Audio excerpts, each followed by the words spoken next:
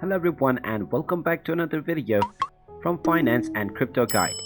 In this video, I'm going to show you how to download the Zerion Wallet application on your PC. So let's get started right away.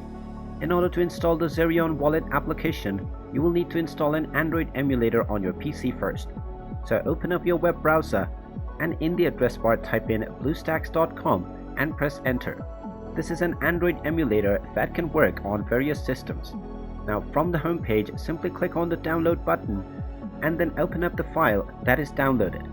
Now once you open the file, you can simply click through the next buttons and this will install the BlueStacks emulator on your system, which you can simply open up and you can access your Android home screen.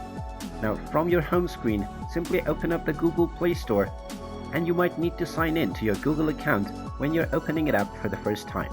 After signing in, simply tap on the search box and search for Zerion Wallet. Once you find the application, you can simply tap on the install button and when the application is installed, you will see open. You can simply tap on the open button now and this will open up the Zerion Wallet application on your PC. You can now continue with creating a new wallet or importing an existing wallet to sign in to your existing account. And there you have it. That is how easy it is to install the Zerion Wallet application on your PC.